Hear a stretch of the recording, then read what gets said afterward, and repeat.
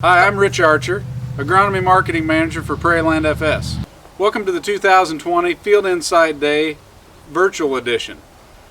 Due to the conditions that we've got this year, we're sorry we couldn't all get together like we normally do at our Field Insight Days, but we wanted to bring you the next best option.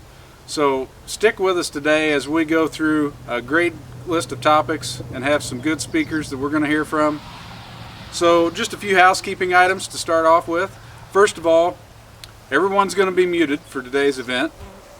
If you've got questions, there are three ways we can handle those. First of all, if you're on a computer viewing this today, you can just type them off to the right-hand side of your screen. If that doesn't work, you're welcome to hit the question mark at the bottom of the screen if you're not viewing by computer. Then thirdly, if you want to, just jot them down as we go along, and we'll be available for a Q&A session at the very end, and we'll try to answer every question that gets submitted to us. We want this to be a good experience for you, and we want you to learn something from it today. So welcome again, and let's get this thing started.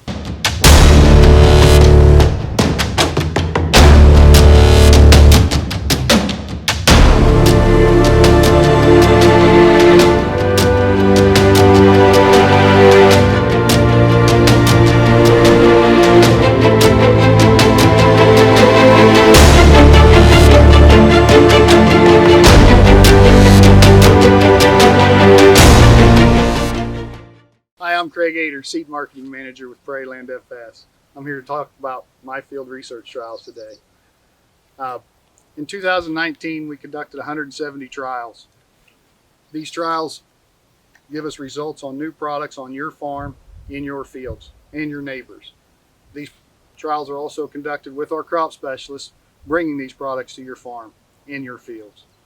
So, in 2019, we had 170 trials. We look to have at least that many in 2020. What's nice about these trials is you ask, will this work on my farm? This is the way you find out whether we can bring you a better ROI or not. Your farm, your field, your results. That's what my field's all about. With that, I'll turn it over to Rich to talk about our first product. All right, we want to highlight just a few of our MyField trials that we're conducting in 2020 and focus a little bit in on those. So to start off with, we've got a triple threat MyField trial that we're running this year, and the reason for the triple threat trial is really to answer three primary problems that could happen to your crop after reproductive stages hit. So the first one is disease, the second one would be insects, and then micronutrient deficiencies. So the triple threat trial is engineered to answer all those potential threats to your crop. And hopefully this year we've got a large volume of triple threat trials to share with you at the end of the harvest season. In 2019, our fungicide and insecticide trials that we did had a large ROI for our customers that participated in them. We're going to continue to do these trials and put multiple years worth of data together to try to answer the questions about fungicide, insecticide, and potential micronutrients that you may need in your crop. And the second product I'd like to talk about is NutriSeed, something Growmark's bringing to the table this year. With us planting soybeans earlier and earlier and seeing better yield results, why not package that nutritional package on the soybean seed for these cool early planting seasons that we're seeing? With that, we have multiple trials out this year that should show us some good results this year, and hopefully it'll bring a better ROI to your farm in the future on soybeans. All right, and third, the whole area of bioenhancements is something that we're putting a lot of attention to now in 2020. One of the primary products that we're taking a look at in 2020 is Yield On. It's a product that's somewhat of a novel concept. It's done in corn and soybeans both in the reproductive stages. The goal with Yield On, or the intent, is increase cell division at the growing points where yield is impacted. So at the end of the day, the theory is that we're going to add kernels per row on your ears in corn, and we're going to add pods and nodes to your soybeans. And the bottom line is looking for a better ROI for your farm. Sometimes these concepts will prove themselves very positive, and sometimes these concepts won't, and that's what we're doing these MyField trials to find out. All right, so now we're going to hand it off to Eric Meyer and Seth Giesler, field sales agronomists for Growmark. They're going to talk about seed options for 2021. Well, thanks, Rich and Craig. My name is Eric Meyer, Senior Field Sales Agronomist with Growmark, working the eastern half from the east of the river of Prairieland FS. And also Seth Giesler, Senior Field Sales Agronomist with Growmark, covering everything west of the Illinois River and including northeast Missouri. Seth and I are going to be discussing the opportunities with Prairieland FS for 2021 and some new genetic packages and some new traits that are coming available and opportunities for you. Upgrading your genetics and trait packages with Prairieland FS is what we're going to try to explain here this morning. One of the things that we continually test here at the Winchester site is the new genetic packages that we offer that we're standing here in front of. But one of the new exciting things from a trait portfolio announcement is the introduction of Tricepta trait, and we're going to watch a short clip here about what Tricepta actually is. Good afternoon, Seth Giesler, Senior Field Sales Agronomist with Growmark here with a quick update on our newest trait introduction, Tricepta Rib Complete, into our Envision brand seed corn. You'll notice with our new numbering system that anything with a letter designator T has the Tricepta trait in plots this year and will be available for planting next year. The Tricepta trait will be what we have used with VT Double Pro for years and stacking Agrosure Viptera for additional above ground only protection. One of the nice things about the Tricepta trait will be the increased insect activity against black cutworm, corn earworm, and western bean cutworm as well.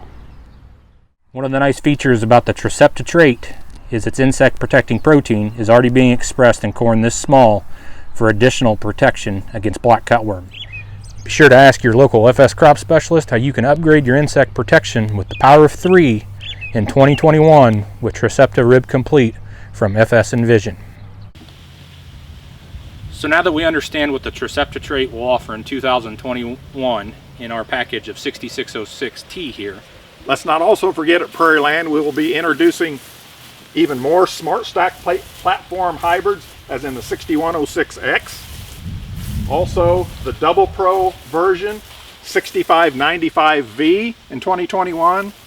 And lastly, I just want to mention FS67S00 as a non-GMO offering in case growers are wanting to capture premiums in the future in 2021. Okay, now we're going to switch gears and talk about soybeans. We realize that the big buzz now is we're on a kind of an emotional roller coaster now with all the trait options in soybeans and herbicide programs in 2021. with all the herbicide technologies that we're going to talk about today, Dr. Powell will really take the time to dive deep into how to make each system work the best it can on your farm with your crop specialist. But also one of the things that we're going to need to make sure that everybody remembers is each time that we add a soybean trait, a new soybean trait to what we've currently used, the genetics are going to become new and exciting in those introductions, and we're going to introduce a lot of things that we haven't seen before onto your farm in 2021. So the first soybean herbicide trait to introduce to you, pending European Union approval, would be the Xtend Flex technology. This is taking what we currently know and love today with the Xtend soybeans and adding the Liberty Link or the glufosinate tolerance to those soybeans as well, that allows the flexibility to spray 2 different chemicals on a post-trip herbicide. So here is a list of new soybean genetic varieties that will have the Xtend Flex trait coming from Prairieland FS in 2021. Pending on approval. Pending EU approval. So to review, the Xtend Flex technology will be what we know today with straight Xtend soybeans, with adding Liberty Link glufosinate tolerant for over-the-top applications, and then also have Roundup technology that we've had in Xtend herbicide traits as well. So continuing with Enlist E3, which was available in 2020, but will have brand new exciting genetics in 2021, we wanted to take a quick review of what Enlist E3 technology actually is, and it's 2,4-D choline resistance, glufosinate resistance, and then also glyphosate resistance for a 3-way herbicide stack in the Enlist E3 portfolio. The last trait platform we want to mention is the Liberty Link GT27 soybean, the trait allowing us to apply glufosinate and glyphosate in 2021. Lastly, we will also still have an offering of straight Liberty Link beans in our high soy lineup for the 21 growing season. So a quick review of the 3 technology platforms that we talked about today. The Extend Flex technology, pending EU approval. The Enlist E3 platform and the Liberty Link GT27 technology should all allow the post applications of both glyphosate and glufosinate to your soybeans from those 3 trait portfolios in 2021. Like the corn hybrids, I also don't want you to forget at Prairieland FS we've got options of non-GMO varieties as well, wanting to capture any premium that may come along in the 2021 growing season. So in summary, in the 2021 growing season, who better to explain and help you upgrade your genetic and trait opportunities in all your seed decisions, other than your own FS crop specialist at Prairieland FS, where you can one-stop shop all your genetic and trait packages needs in 2021. Prairieland FS, a full-service retailer owned by you, the grower. So no matter what high-yielding genetic package you choose in 2021, Prairieland FS. Prairieland FS will help maximize filling this big boy. So take it away, Dr. David Powell. Hi, I'm David Powell, Senior Agronomy Services Manager with the FS system. My specialty is in crop protection, specifically herbicides. Today we're going to spend some time talking about our herbicide chemistries and our different trait platforms for the 2021 growing season. As mentioned earlier in the program by Seth and Eric, there are many soybean traits for the 2021 growing season. While we may spend time talking about the post-emergence options with each of these traits, we really need to focus on the systems approach to managing weeds. The first step to managing weeds is starting clean. This can be done with tillage or with herbicides. A watch out with tillage is to make sure that you are completely killing the weeds with the implement that is going through the field. While vertical tillage tools create a wonderful seed bed for soybean planting, they are not the best to manage winter and summer annual weed species that may be in your field. To adequately kill the weeds, deeper tillage is necessary. Many times a field cultivator is the best option. However, a disc may be needed when the weeds are very dense. The reason this is so important is because it's very hard to kill a weed that has escaped tillage. I am sure we have all seen the mare's tail that is J-rooted from a missed tillage pass. Unfortunately, if it's missed by tillage, the post-emergence herbicide is very unlikely to manage that weed. If using herbicides to start clean, make sure the burn down has adequate rates and active ingredients to kill everything in the field. Make sure there is more than one effective site of action in the tank, especially to manage our difficult to control and resistant weed species. Another consideration is how long between the burn down and planting. This depends on how much risk you want to make in your operation. At a minimum, wait at least 3 days after the burn down. This is because at least one of the herbicides you're going to use is going to be systemic. We want to make sure the herbicide has time to move through the plant. Waiting 7 days after the burn down provides even more buffer. However, the safest option is to make sure that all weeds are dead prior to planting into it. So we have to start clean. The next step in a systems approach to weed management is to apply the pre-emergence herbicide. Many times we will apply the pre-emergence herbicide with the burn down herbicide if that's our primary means of starting clean. I think we all know the value of a pre-emergence herbicide. However, the questions that are sometimes asked include, why do we apply a pre-emergence herbicide? The answer is twofold. The primary reason is that the easiest weed to control is one that never emerges. Just think about it yourself. Would you rather battle a 4 or 5 foot tall weed or one that's a couple inches tall? I think we would all choose the small one. Taking it one step further, the seed is easier to kill than any weed that is up. The other reason to use a pre-emergence herbicide is to thin the herd. That means there are dramatically less weeds to manage when we apply the post herbicide. Why is that important? It's important because the fewer plants we expose to our post herbicide, the less chance that the weed will evolve resistance to that herbicide. This means that our post herbicide will be effective for much longer period of time, which is very good news. The last reason to use a pre-emergence herbicide is all about the economics. We know that bushels pay the bills, and a pre-emergence herbicide helps make that happen. This is because our soybean crop has a critical weed-free period. This is the time when any weed competition has a dramatic effect on yield. The critical weed-free period for soybean starts from planting until about the third trifoliate. This means that we want to eliminate any weed from our field during the time soybeans are planted until they are well established. Most of the time we tend to talk about how the August rains make good soybeans. That is true, but don't forget about the early season management decisions we can make to increase yield potential. Hopefully I've done a good job of convincing you about the importance of a pre-herbicide. Which one should you use? I think we all know the phrase, there are multiple ways to skin a cat. The same is true for pre-emergence herbicide selection. Talk with your Prairieland FS crop specialist to select the proper pre-emergence program for your farm. They know your operation better than anyone else. The only piece of advice I would have is to determine what your driver weeds are. After you know the problematic weed species you have, make sure to apply multiple effective sites of action on that acre to manage those driver weeds. The need for all of these new trait technologies is due to glyphosate resistance. Many of our glyphosate resistant weeds have become our driver weeds.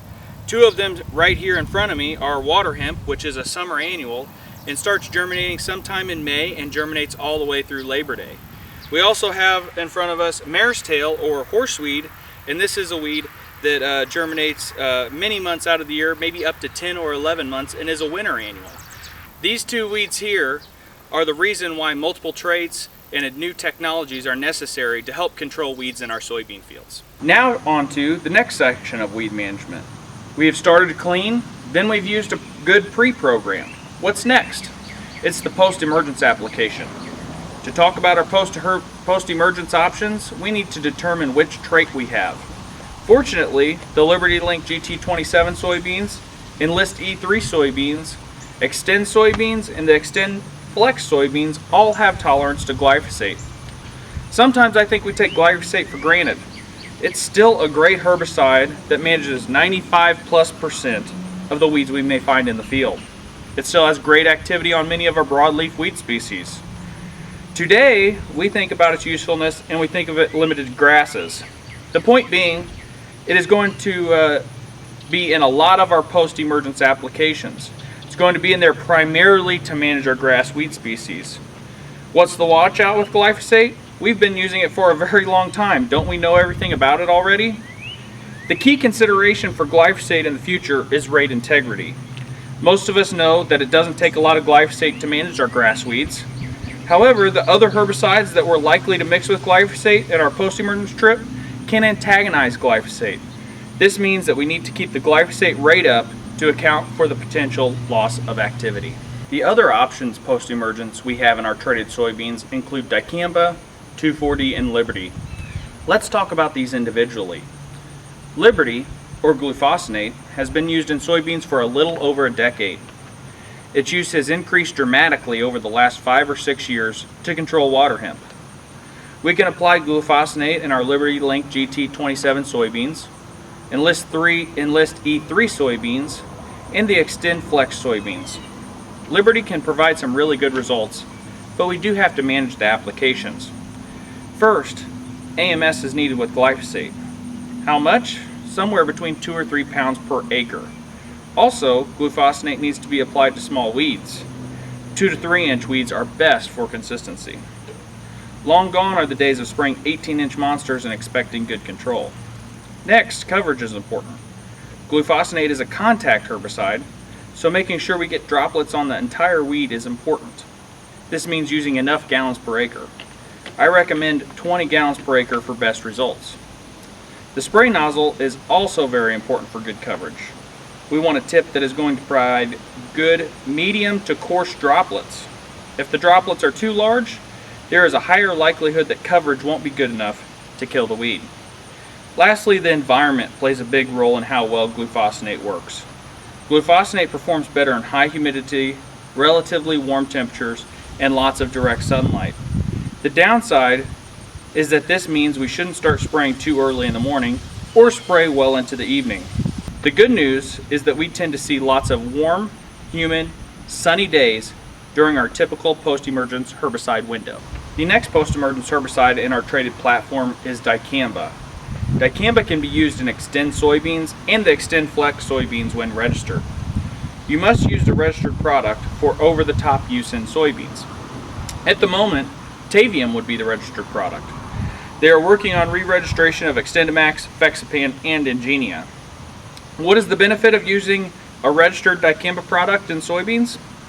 The weed control. Over the last several years, dicamba has been proven to provide good weed control on our hard-to-control weeds like water hemp, giant ragweed, and mare's tail. As I try to give an objective look at these herbicides that go with the traits, the downside of dicamba is that it has to be the off-target movement. Whether this is from sprayer contamination, particle drift, volatility, or inversions, managing off-target movement has been the primary concern since registration. Improvements have been made and continual learning is happening. The success of this platform has regarding weed control will continue to help it be a solution to managing our glyphosate-resistant weed species. The last post-emergence herbicide in our traded platform is 2,4-D. We can use Enlist Duo or Enlist 1 in the Enlist E3 soybeans. What is the benefit of 2,4-D? Again, it is controlling broadleaves in our fields. A few considerations here should be the rate. There are rate ranges on the label of Enlist Duo and Enlist 1.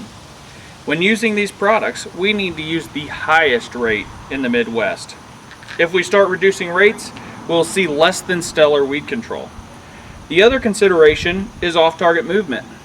While I don't expect to see an excessive amount of injury in nearby soybean fields, gardens, vegetable and fruit crops are a concern. This is because soybeans are not that sensitive to 2,4-D, but some commonly found plants in gardens such as tomatoes are very sensitive to 2,4-D. That was a rundown of the herbicides you can use with each herbicide trait.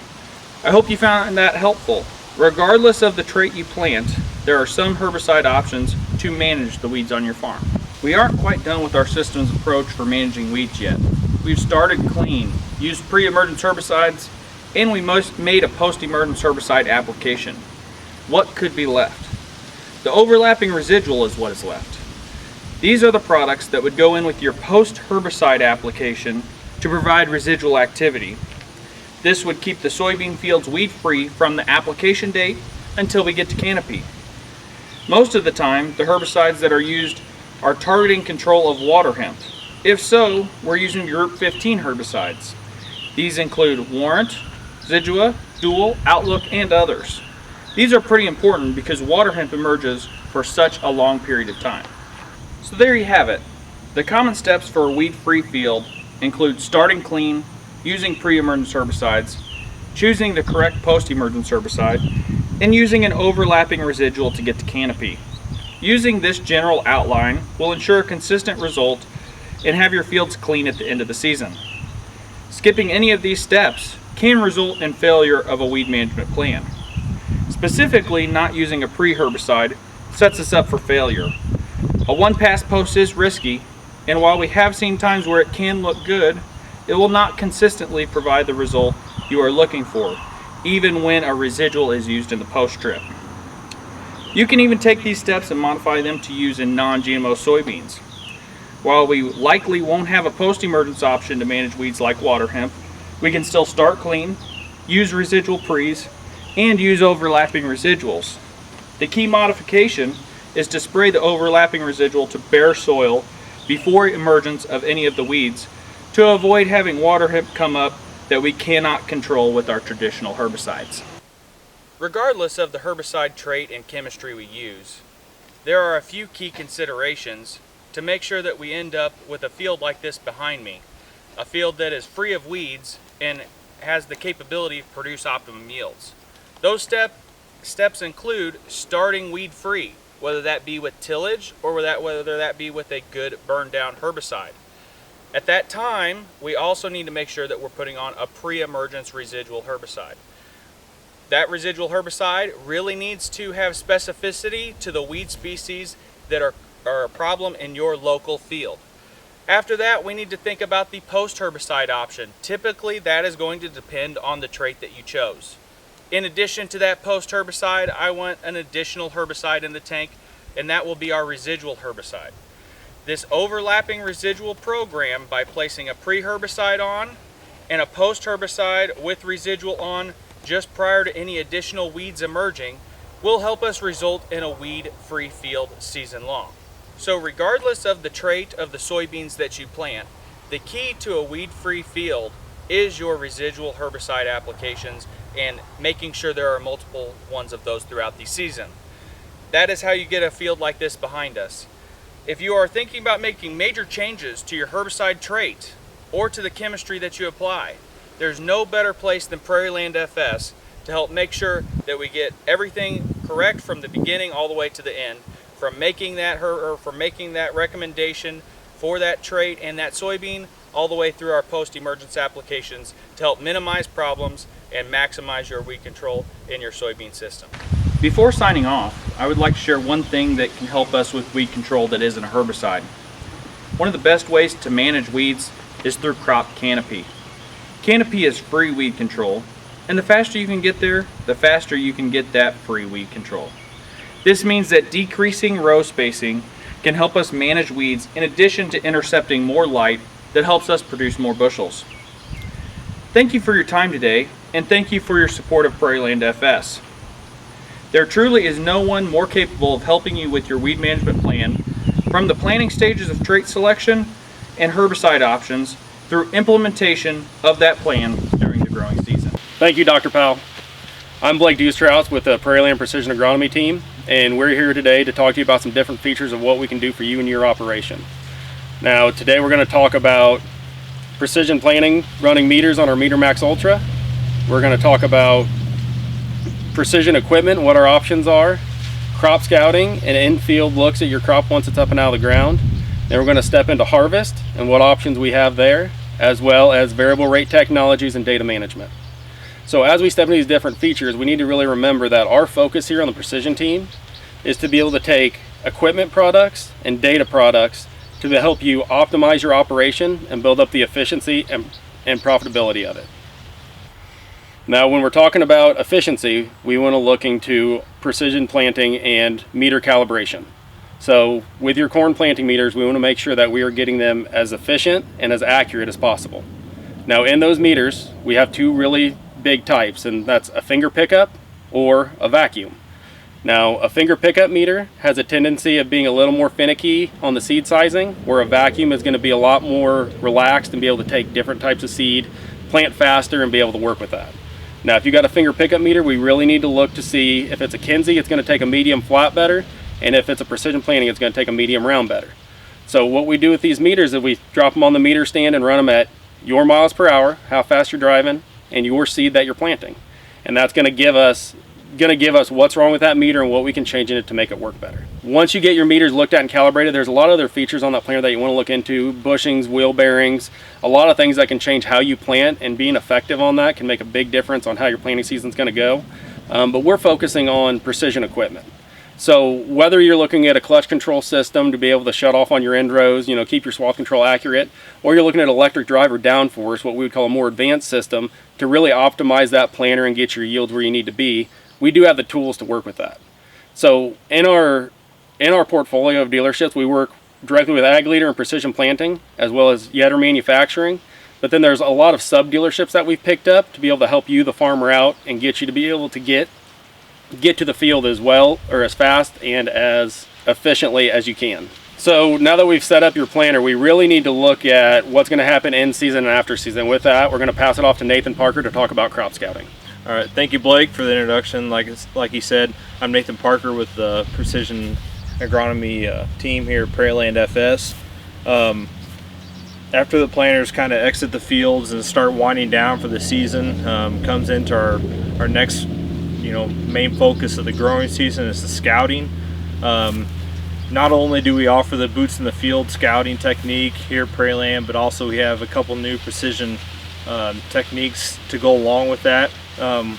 One of which is early on we have a SISO drone. It's SYSO. It's a camera mounted to a Phantom 4 drone that Syngenta and Sony teamed up together to develop this technology.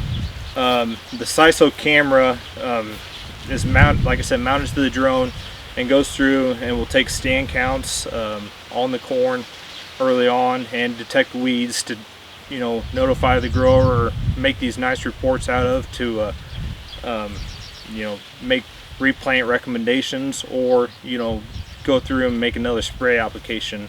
This year that drone was very beneficial because across our whole territory we saw quite a bit of replant going on.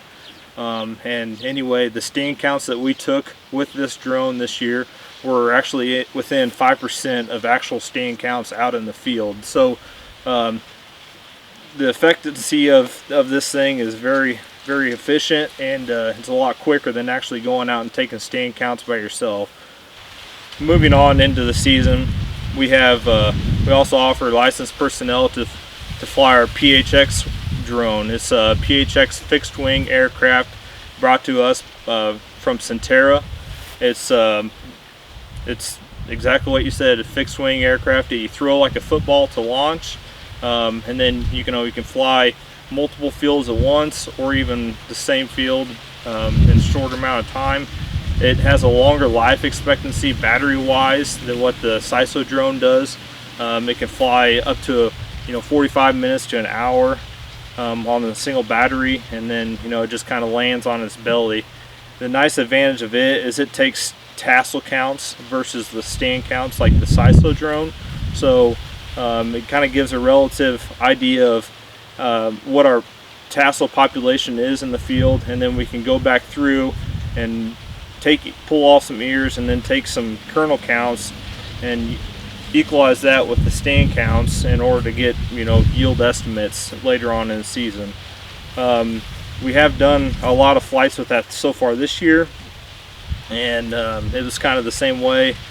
Some of the tassel counts as we came back have been very beneficial to our farmers. We haven't taken anything to yield yet, obviously because the combines haven't hit the fields yet, but it is a nice beneficial tool to have in our pocket for scouting. If you're interested in finding out like the technology we have in these drones or having them used on some of your fields, please contact your crop specialist. We have licensed personnel to fly these, and I mean they're very good at what they do, and it's another benefit to bring to your operation. Moving on into like yielding, like I said, into harvest, I'm going to pass it on to Nick Yates, and he's going to talk to us a little bit about the harvest technology. Thanks, Nathan.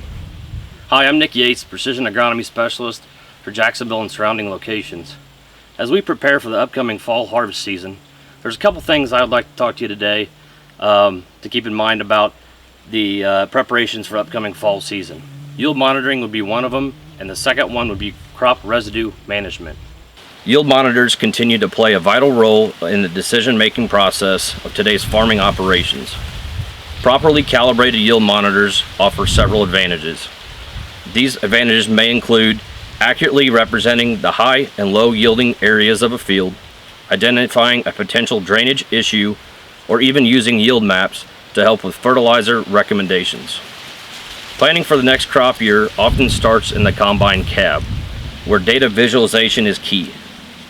Climate Field View offers in-cab high-definition mapping and field report features that allow you to take your data with you.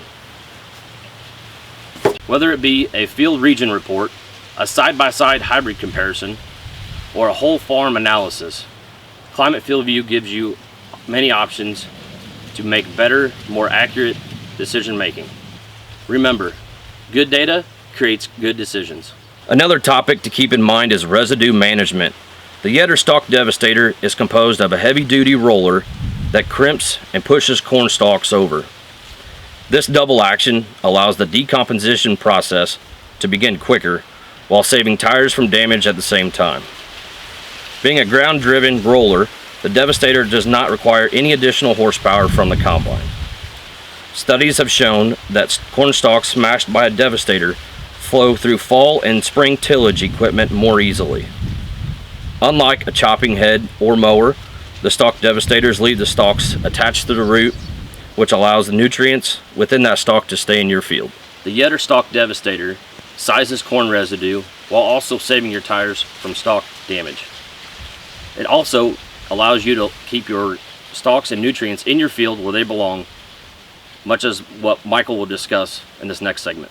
Thank you, Nick. As Nick stated, I'm Michael Houston, a precision agronomy specialist here in Prairie Land FS at the Rushville location. He stated that we use the yield monitors and everything to base VR applications. I'm going to talk a little bit about that. I'm also going to talk a little bit about soil sampling that we do within Prairie Land FS. With the soil sampling side of things, the reasoning we're doing that is we want to have accurate and precise soil samples year in and year out, time and time again on your operation per field down to the 2.5 acre grids. We want to look at each area to make those points precise and accurate, so then we can create zones in which we will be VRing application in. And this is going to be in phosphorus, potassium, and your pH levels of applications all the way through to seeding for the next year. What we're trying to do is utilize your dollars that you're spending and putting them in the correct places within each field that you have. This is allowing us to take those dollars that you're spending and make sure in your high productive areas within the field, they are staying highly productive, and in your lower productivity areas, either trying to build them up or minimizing the input costs that we're putting in those areas because we're not getting a return on our investment. On the VRT application side of things, using these soil samples or using the yield maps as Nick previously stated, or a mixture of both, we can come up with many ways that we need to put those products such as PK back into your soil that we had removed from that previous crop. So VRing off of your yield map strictly looks at your higher productivity areas. We're going to be putting more fertilizer in those areas, or your lower productivity areas, we're going to be putting less fertilizer. So we're shuffling around those dollars you're spending on fertilizer to make sure we're not under fertilizing your highly productive areas or over fertilizing your low productive areas. Now with the soil sampling, like I mentioned earlier, what we're looking at on that is to kind of more even out your areas, where we set a build level kind of at the top where we want to meet that maximum potential of your whole field. So that takes areas that we have good levels on, and we just kind of put what we remove off that and then build those lower areas up.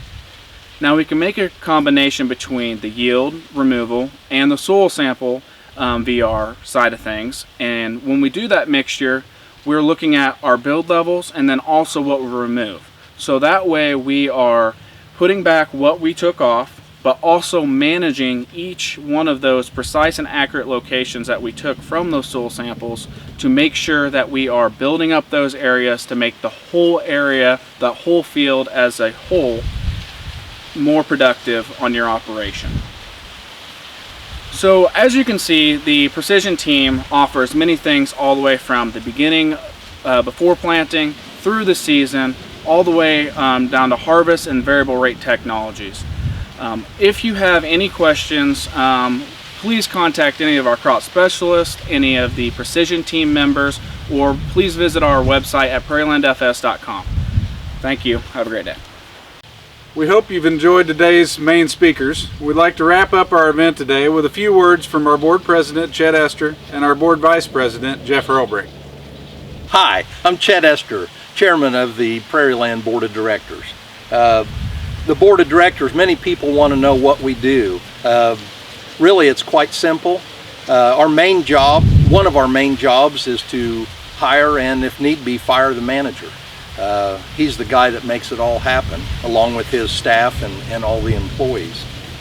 So we also work with management to set policies, everything from employee policies to financial policies, whatever it might be, but we help set all the policies.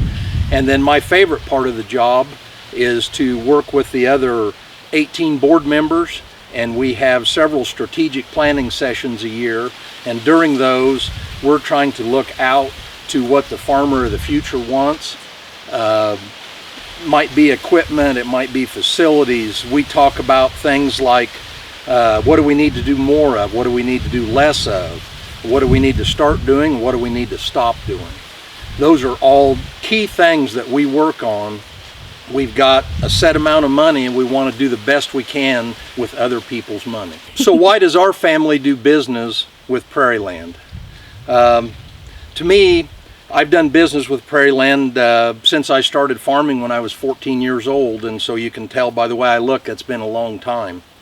But to me, Prairie Land has knowledgeable, well-trained people who uses the latest in equipment and technology to help our farm succeed. That's how I'd put it in a nutshell. So as our farm has grown, my sons have come back to the farm, we try to do more and more ourselves to be efficient.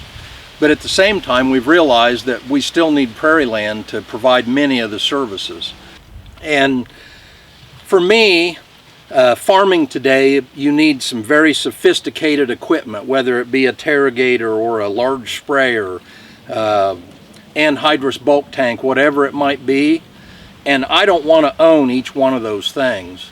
So for the few days a year when I need that Terrigator or that anhydrous bulk tank, to have Prairie Land own that is important to me. We don't have to invest in all those things. Instead, we have a small investment with our stock in the company, and it can be redeemed. It's redeemed. We're 9.5 years back on stock right now. So it keeps the investment in the hands of the current users, and then as things change, then the investment will change. So that's why we use Prairie Land. So why should someone else use Prairie Land? Maybe somebody that hasn't even taken a look at them yet. That's a really good question. Farmers today have many options to buy inputs. You can do it online, you can go down the street, whatever. But for me, Prairie Land is a cooperative, and very simply, if Prairie Land makes money, which we usually do, then we turn around and give it back to the farmers. All the money we don't need for operations, we turn back. An example of that, this past year, we paid back $3.7 million in patronage. 60% of that was cash, the remainder was in stock. We also turned around and redeemed $1.5 million in old stock. That was the 2009 year. So you don't get that if you work with a multinational company or even a mom and pop organization. They're not going to give you any money back. We turn out our annual report every year, and it tells you where we made money, what we did. Not everybody wants to do that either, to let you know. And we have to make money. That's the only way we can have the equipment and the technology that I talked about earlier, and the people. People are an important part of it. It takes money. But we turn back as much as we possibly can.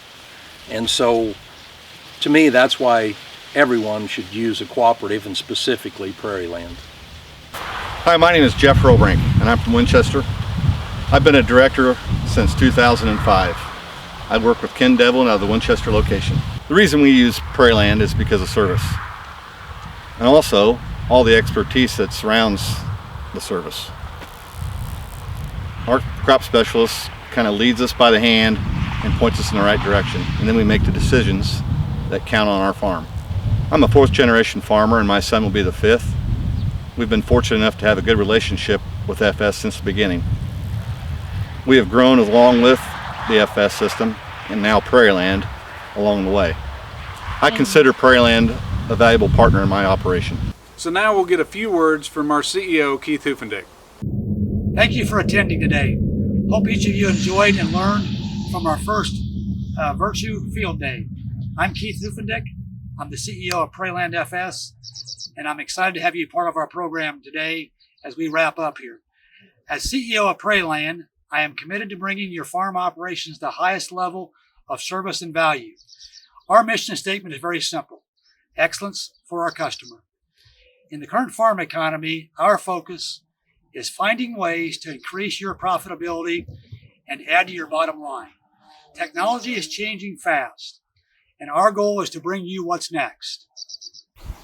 Our team is one of the best in agriculture, and they're highly trained to assist you.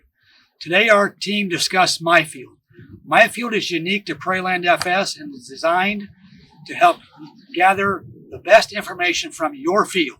Your field is very important to us as you make decisions that make you profitable and sustainable. If you haven't worked with Prairieland FS, I encourage you to give us the chance to earn your trust. If you are a customer of Prairieland FS, we sincerely appreciate your business and look forward to your partnership in the future as well. 2020 will be a year that we will not forget for a long time with COVID-19, because it has impacted each and every one of us in a different way, but it will probably change our business forever. In spite of all that, we still plan on having a decent year. And subject to board approval, we will look at paying patronage in the fall here and another stock redemption this winter. That's part of what our cooperative system does. We will continue to expand our business to meet all your needs in the future. I talked about our mission. Our vision is to be the leading supplier of choice. We want Prairieland to be that choice every day.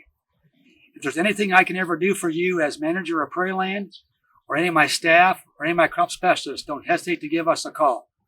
I hope each of you have a very safe and prosperous harvest. So stay safe, and thanks for the business.